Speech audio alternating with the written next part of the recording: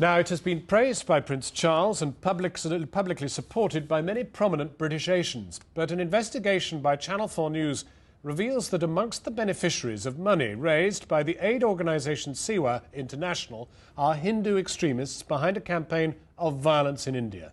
More than 1,000 people, mostly Muslims, died in Gujarat this March. We show that money from unsuspecting donors in Britain ended up in the hands of the violent fundamentalists who incited the violence. Jonathan Miller has this report. Om Suryaya Namaha. Sunday morning in West London. These young Hindus are attending a local branch of the RSS, India's biggest Hindu nationalist group. Its British arm, the HSS, is a charity registered here for nearly 30 years. Every week across Britain, there are 72 meetings like this one. As most ethnic minority youngsters will tell you, it's important to know where you come from, who you are, in order to face the rest of society. That's the way it is, and that's how HSS has helped me coming to Shaka develop a sense of identity.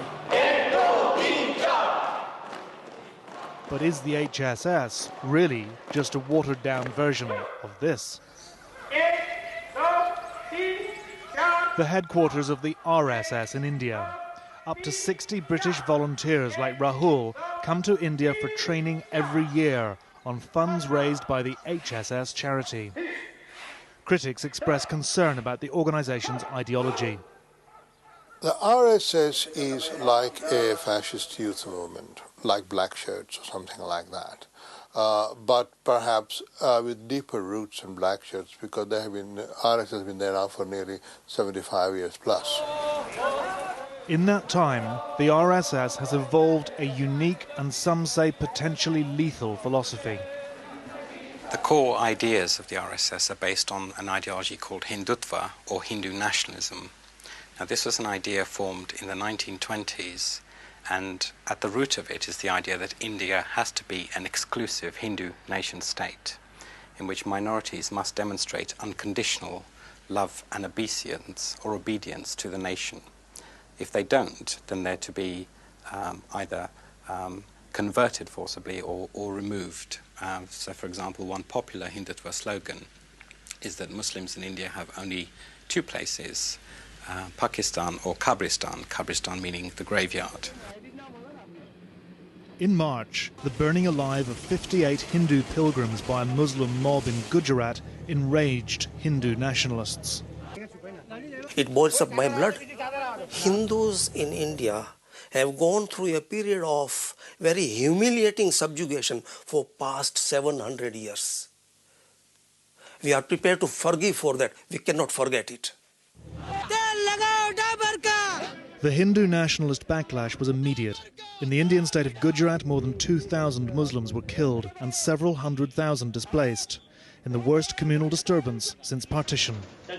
Several inquiries, including one by the British High Commission, saw the hand of the RSS and its associated organisations behind the violence.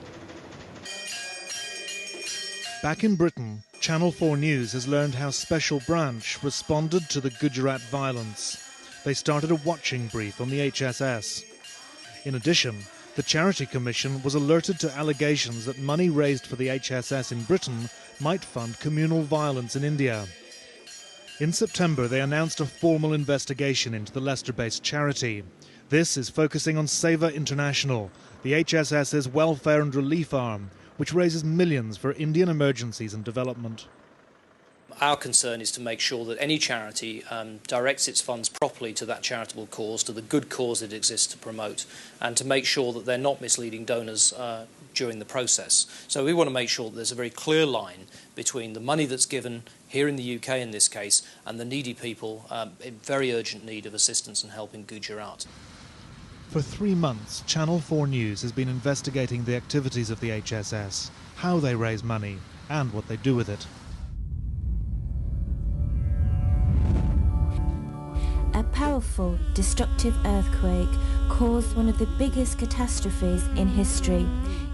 This appeal for earthquake victims in Gujarat last year raised more than £4 million and could hardly have been more high profile. Entire It earned the generations praise of the have Prince been of Wales, destroyed, whose and office wrote that families have the been Prince wiped continues out. to be most impressed by the Thousands of excellent bodies work remain being done by buried Seva under the International. Seva recruited 4 peers as patrons, including President of the Liberal Democrat Party Lord Dalakia, and Cabinet Minister Paul Boateng attended a fundraising event.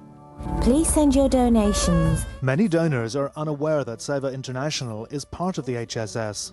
That's because Seva is not actually registered as a charity. It simply borrows the HSS charity registration number. Among those who now feel deceived is Lord Adam Patel of Blackburn, one of the patrons in its earthquake appeal. Well, I was absolutely shocked. Absolutely shocked.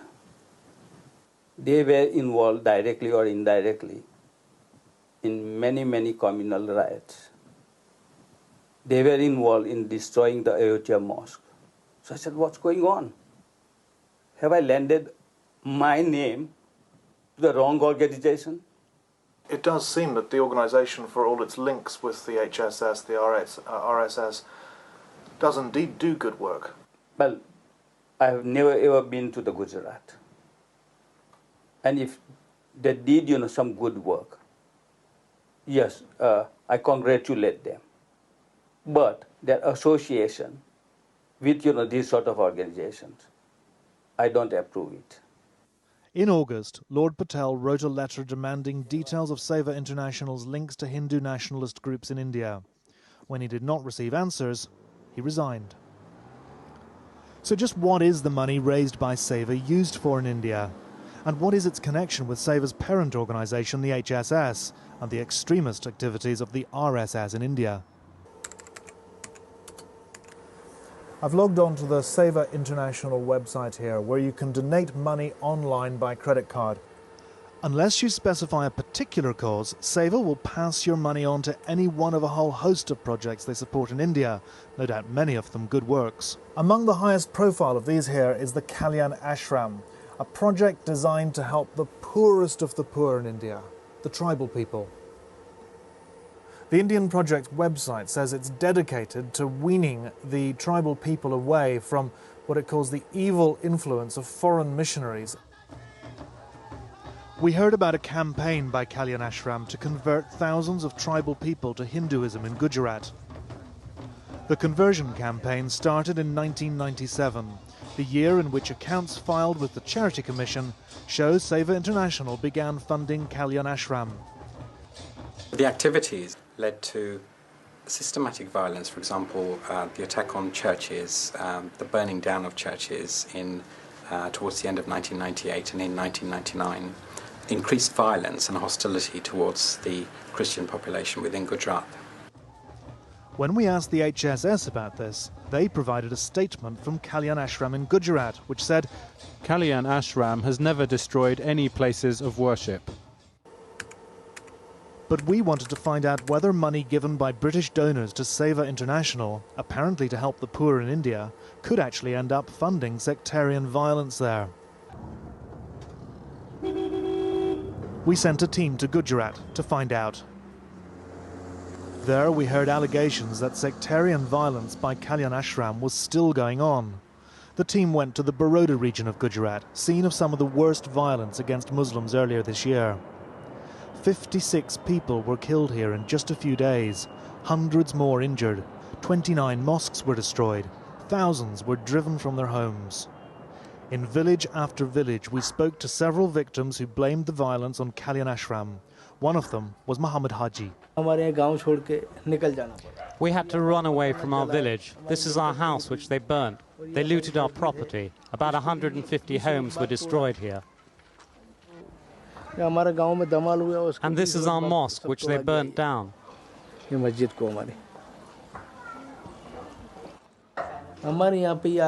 had no fight, quarrel, problem of any sort with the tribals.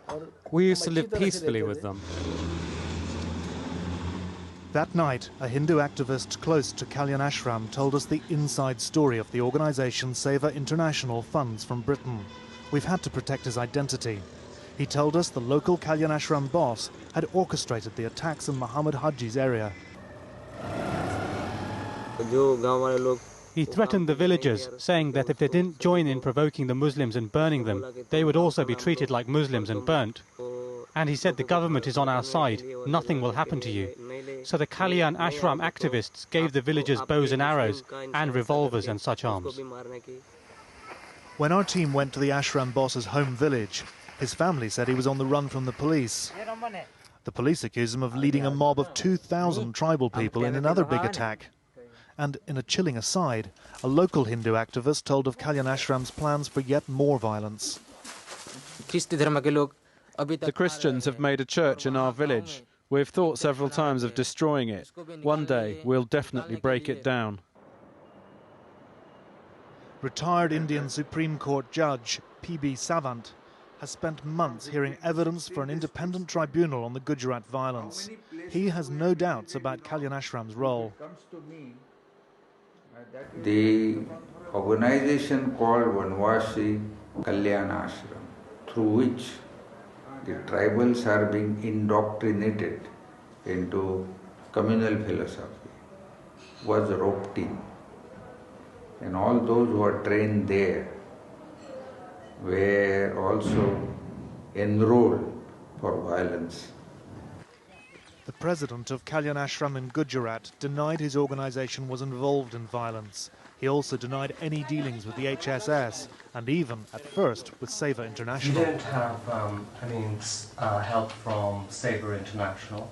Seva International, no. Because they list you as one of the projects which they sponsor. Some students, they were providing assistance as scholarships to students, school fees.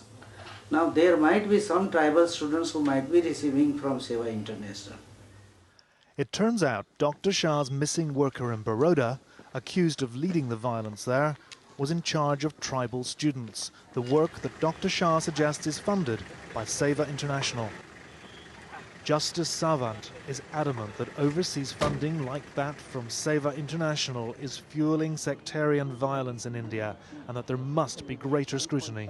The communal violence that erupted there, as well as the communal indoctrination which has been going on, all these activities were being funded by this money, which came from Seva International. They believe that the money is going for the welfare and rural development. But that is not so. It may be a part of the activities, but much of it goes for this communal indoctrination. Back in Britain, Channel 4 News spoke to a number of donors to Seva International who were surprised by its links to violence. A Bradford businessman who gave £7,000. With that knowledge, there's no way one would have actually contributed anything at all. We are not allied to or affiliated to or support any extremist organisation of any sort.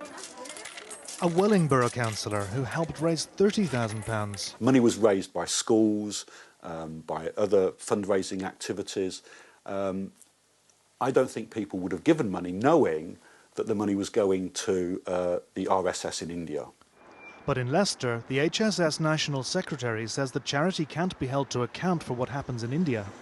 We totally condemned any violence or any intimidation or any course of coercion that would have taken place on any human being, wherever he is. I totally condemn it. We raise funds in this country in total good faith and hand over to the connected parties, not only in India, but for other purposes as well. And once the funds are given away, it's not always physically, humanly possible to keep a track. The HS